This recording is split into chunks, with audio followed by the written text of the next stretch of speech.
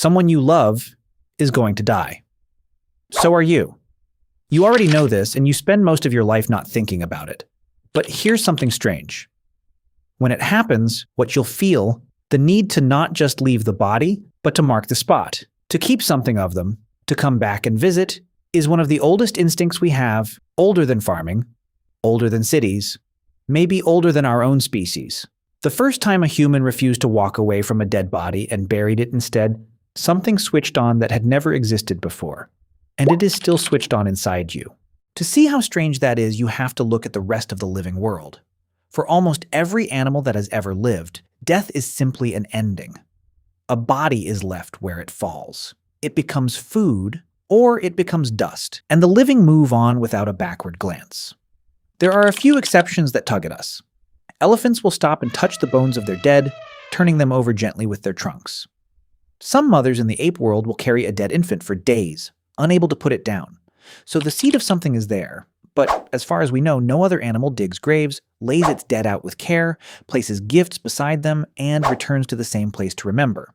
That behavior so far belongs to us alone, and it is far, far older than you might think. Go back around 60,000 years to a cave in what is now northern Iraq. There, archaeologists uncovered the body of a man who had been dead for an unimaginably long time. He was not one of us. He was a Neanderthal, a different kind of human, and around his remains they found dense clusters of ancient flower pollen. For a while, the story was beautiful and simple. He had been laid to rest on a bed of flowers. Now, to be honest, that exact claim is still argued about. Some think the pollen was carried in later by burrowing animals, but here is what is much harder to dismiss. At several sites, Neanderthals appear to have deliberately placed their dead in the ground, curled carefully. Sometimes in shallow graves, they seem to have dug on purpose. These were not our ancestors. They were a separate branch of humanity, and they may have been burying their dead before our species ever did. The impulse, it seems, is older than us. And it was not only the Neanderthals. Some of the earliest burials of our own kind reach back around 100,000 years at sites in the Middle East. There, early modern humans were laid in the ground with care and with gifts. One was found cradling the jaw of a wild boar. Another, a young person, was buried wearing ornaments, their bones dusted with red earth. From nearly the moment our species appears in the record, we are already doing this. And you have to stop and ask why. Because caring for the dead makes no sense at all if all you care about is survival. A body cannot help you. It cannot hunt or gather. Tending it costs you time and energy, and being near it can even make you sick. Every cold calculation of survival says the same thing: walk away. And remember, for early humans, this was never easy. They had no shovels, no metal, only hands, sticks, and stone. Digging a grave in hard ground was brutal, exhausting work. They chose to do it anyway. And for hundreds of millions of years of life on Earth, almost everything else did the opposite. So what changed? The mind changed. To bury someone, you have to be able to look at a body that has stopped moving and still see a person. You have to hold in your head the one who is gone, the memory of them, the feeling of them. Even though they are no longer there, you have to grasp absence. You have to imagine. And that, more than any tool or weapon, may be the thing that truly set us apart. Once you see it that way, the things our ancestors did with their dead become almost overwhelming. Around 34,000 years ago, in what is now Russia, 2 children were laid to rest side by side. And they were not simply buried, they were covered from head to foot in more than 10,000 beads, each one carefully carved from mammoth ivory. Researchers have estimated that a single bead could take an hour or more to make.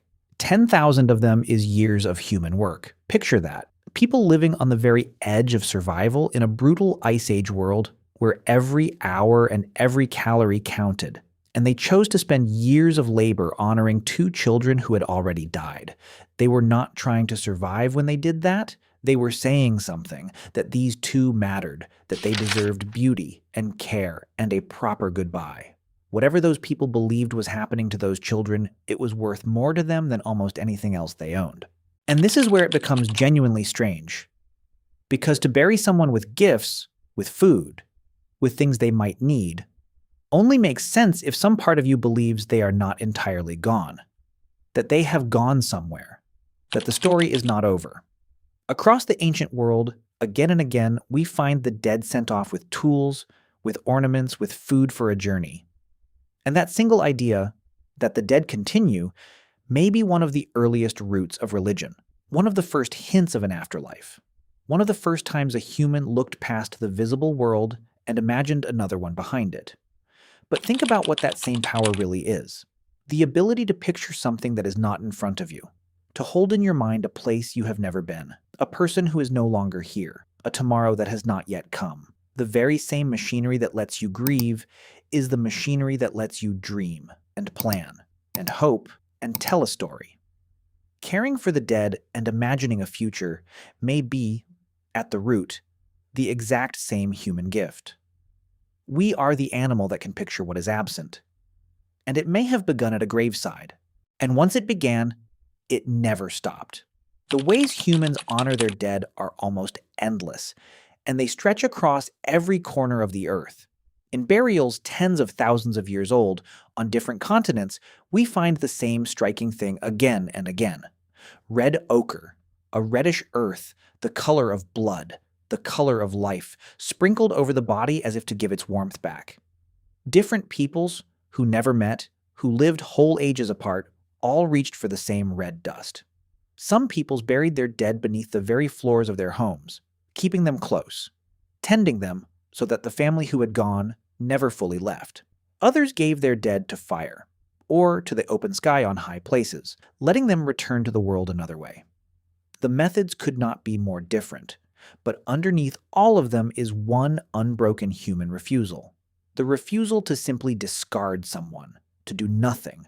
Whatever else they did something. They marked it. They made it mean.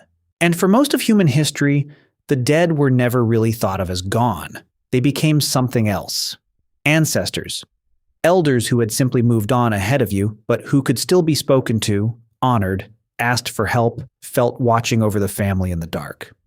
To care for the dead was to stay connected to everyone you had ever lost. The line between the living and the dead was not a wall. It was a doorway. So when you look across the whole sweep of human history, this is one of the only things that is truly everywhere. Every known human society, across every age and climate we've studied, has developed some way of caring for its dead. The rituals change endlessly. The instinct behind them never does. And that makes what has happened recently all the stranger. Because we may be the first humans in 300,000 years to largely look away. For almost all of our existence, death happened at home, in the open, among the people who loved you. You saw it, you sat with it, you helped carry it, you buried it yourself. But in the modern world, we have quietly handed death over to strangers. It happens behind hospital doors. The body is taken away by professionals, cared for out of sight, and returned to us only briefly, if at all. We have made death cleaner and more distant and much easier not to look at. But in doing that, we may have lost something our ancestors understood in their bones. The rituals that once held our grief, that gave it shape and somewhere to go, have thinned out. And so, more than any humans before us, we are left to grieve quietly, privately, and often terribly alone. But the instinct itself has not gone anywhere. You feel it every time you cannot bring yourself to throw away a lost loved one's belongings, every time you return to a grave or a place just to be near them again, every time you keep a single object and hold it because somehow they are still in it.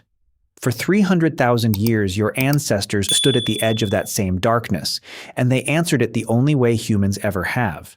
Not by looking away, but by reaching toward it, with flowers and beads and red earth and ceremony, with meaning. That instinct to not let the ones we love simply vanish may be the most human thing about us. We have changed almost everything else, but when you grieve, you are still doing the oldest thing our kind has ever done.